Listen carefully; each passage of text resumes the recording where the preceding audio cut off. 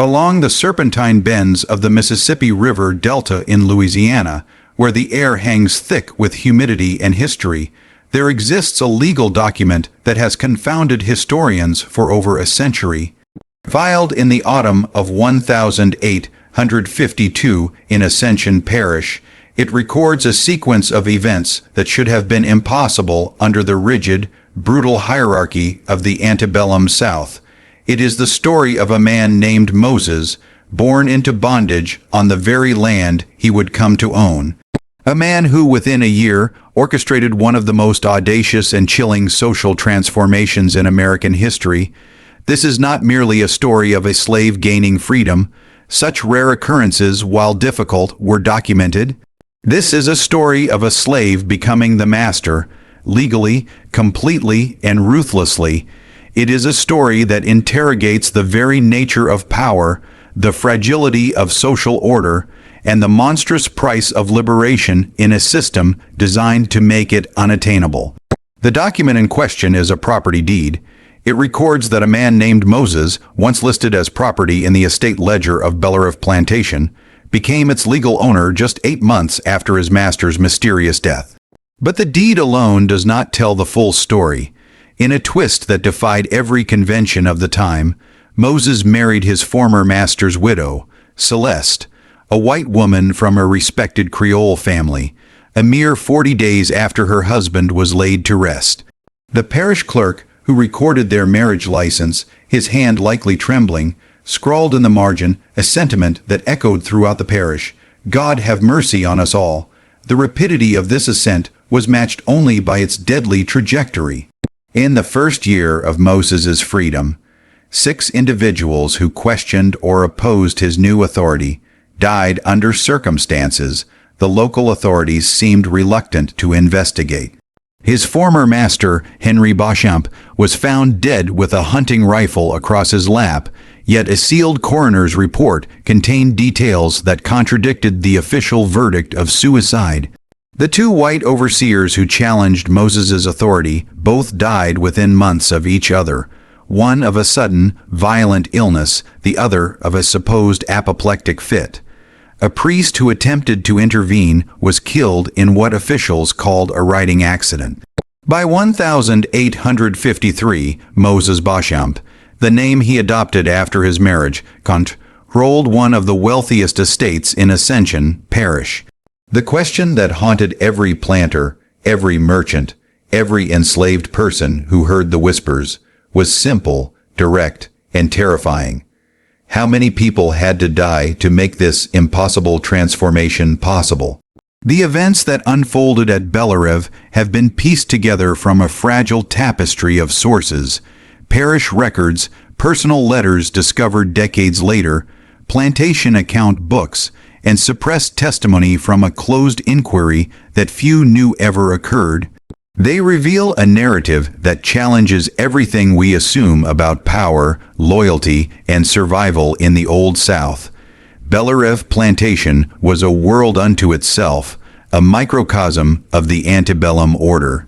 It sprawled across nearly 800 acres of land so rich and black, it grew sugarcane that fetched premium prices in New Orleans.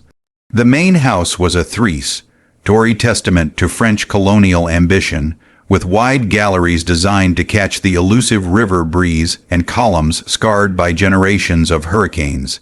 The air was perpetually heavy with the scent of jasmine and the molasses, wheat smell of the sugar mill. This kingdom was inherited by Henry Beauchamp in 1838. He was a man of ambition and calculation, who saw opportunities where others saw only obstacles. He expanded his holdings, paid off his father's debts, and integrated steam-powered technology into his mill, pushing Bellerive to new heights of profitability.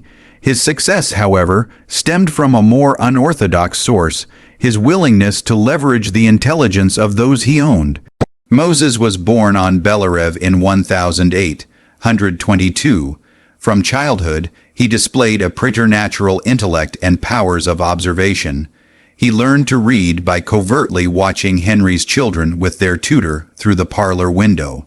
He mastered carpentry, then engineering, then the complex economics of sugar production, surpassing men who had spent their lives in the trade. Most remarkably, he possessed an uncanny ability to read people, to understand their desires, fears, and weaknesses. Henry Beauchamp, a pragmatist above all else, made a decision most planters would have considered insanity. He groomed Moses, elevating him from a field hand to a driver, then to a mill operator, and finally to his personal assistant and de facto plantation manager.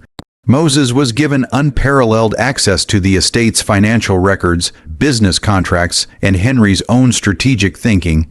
It was a symbiotic, if profoundly unequal, relationship. Henry's profits soared under Moses's meticulous management, while Moses gained something infinitely more valuable than comfort, knowledge. He learned how power worked, not just the brute force of the lash, but the subtle mechanics of law, finance, and social influence. This intricate world operated on a rigid, yet paradoxically fragile, hierarchy. The white overseers, Tobias and Samuel Greenleaf, held nominal authority but seethed with resentment at Moses's influence. The household staff, led by the venerable nurse Louisa and her daughter Margaret, Celeste's personal maid, navigated the delicate politics of the main house. In the kitchen ruled old Jacques, a cook of indeterminate age whose silence hid a deep understanding of the plantation's secrets. At the center of this web was Celeste Beauchamp. She had arrived at Bellerive in 1845, a 19-year-old bride from a declining Creole family in New Orleans, traded to Henry to settle her father's gambling debts. She brought beauty and social grace, but no affection for her husband. She was a prisoner in a gilded cage, a piece of property in her own right, and her loneliness and discontent were a quiet, constant hum in the great house. By the spring of 1852, Bellerive appeared to be at its zenith, but beneath the prosperous surface the foundation was cracking. Moses had spent 30 years watching, learning, and waiting. He understood the plantation's operations better than Henry, knew which neighbors were vulnerable, which lawyers were corruptible, and which laws could be bent. He had been preparing for a moment of change, though no one could have predicted its violent nature. The evening of June 17, 1852, was oppressively hot. Henry Beauchamp had spent the day in his study with Moses, reviewing account books for the upcoming season. Celeste, pleading a headache, had retired to her chambers. At 7 o'clock, Henry dismissed Moses and called for his supper to be brought to him. He had letters to write, he said, and preferred to work alone. This was the last time Moses was seen with Henry Beauchamp alive. At approximately 9:30 p.m., the overseer Tobias Greenleaf noted lamplight still burning in the study. Sometime between then and 11:00 p.m., someone entered that locked study, someone with a key or the persuasive power to make Henry unlock it. At 11:45, Louisa was awakened by a sound like something heavy falling. She found Henry slumped in his chair, his head thrown back, his hunting rifle across his lap, and a catastrophic gunshot wound to his head. The scene was staged to perfection. The locked door, the rifle from its mount above the desk, the absence of struggle. Dr. Matthias Fentress arrived and confirmed the obvious cause of death, yet his trained eye noted anomalies he recorded in a separate, confidential report. There was a lack of significant powder residue on Henry's hands. The position of the rifle on his lap was awkward for a self-inflicted wound.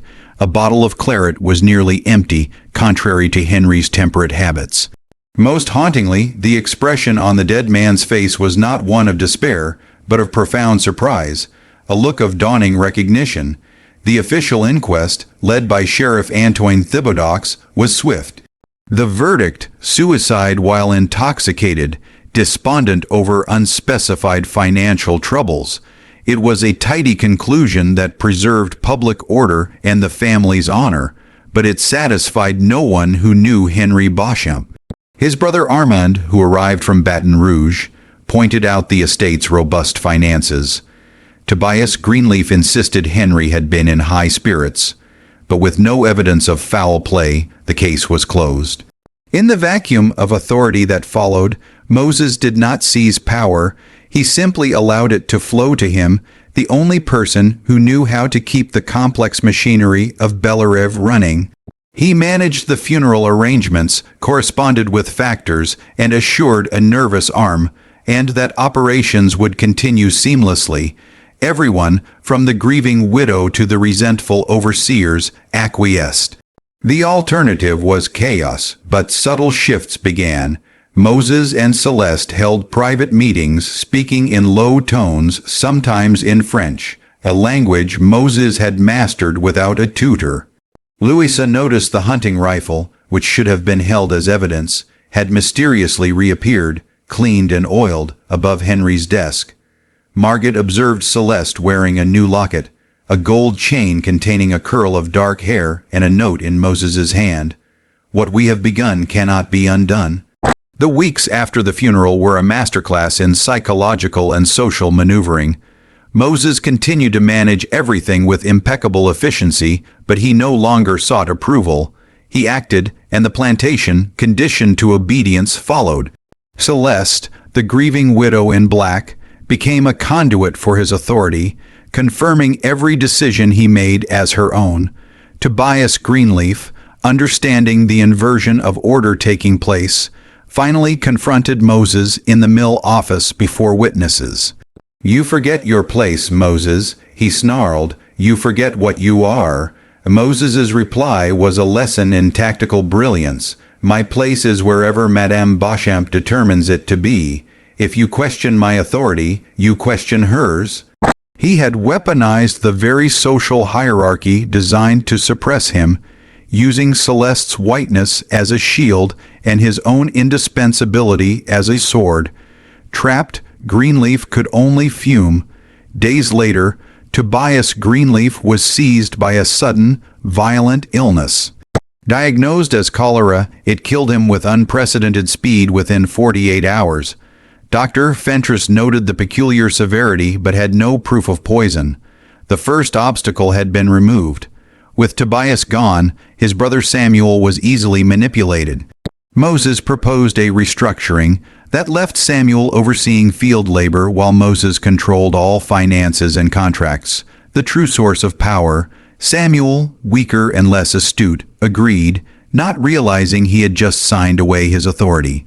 The true turning point came on September 12, 1852. Moses, accompanied by Celeste and a shrewd New Orleans lawyer, presented documents to Justice of the Peace Aldrich Boudreaux. They included a revised will, a power of attorney for Celeste, and a manumission paper for Moses, all bearing Henry's signature and dated just months before his death. The manumission, granting Moses immediate freedom, had never been filed, a technicality the lawyer argued should not void Henry's clear intent. Justice Boudreaux was no fool. He understood he was looking at a social atom bomb.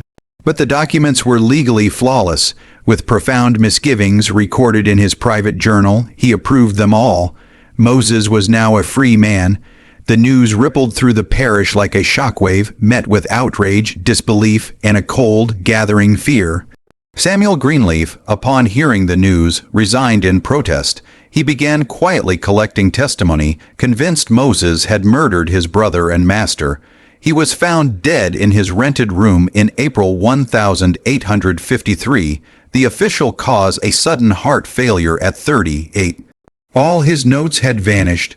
The final, unthinkable act came on November 28, 1852. Moses and Celeste applied for a marriage license. The clerk, Prosper Gauthier, was aghast, but Moses, having meticulously studied the law, knew there was no statute prohibiting a free man of color from marrying a white woman. After hours of fraught discussion, Gauthier, finding no legal ground for refusal, issued the license. They were married in Belarev's parlor by a defrocked priest. Moses Beauchamp was now the legal master of Belarev. the planters of Ascension Parish were apoplectic. They tried economic isolation, but Moses had already cultivated business relationships in New Orleans with men who valued profit over prejudice. They tried legal challenges, but the lawyer who led the charge, Philippe Dufresne, was savagely beaten in his hotel room, his case files stolen. They plotted extralegal violence, forming a committee to arrange a convenient accident for Moses. He learned of it within days. One of the committee members, Lucien Broussard, was killed by a shotgun blast through his window. Another, Colonel Augustin Chevalier, soon died of a sudden pneumonia that bore a striking resemblance to Tobias Greenleaf's ailment. Moses had created a fortress of his own home, surrounded by hired guards, untouchable through law or force. He had won, but his victory was a Pyrrhic one. He was the master of a kingdom that had excommunicated him, living in a mansion that had become a prison, married to a woman who was slowly retreating into a catatonic melancholy. Celeste wasted away, dying in October 1859, a ghost in her own home. Dr. Fentress could only diagnose wasting disease and melancholia. In a final, stunning act, Moses began dismantling the very system that had created him. In 1859, he filed manumission papers for all 73 people still enslaved at Bellerive.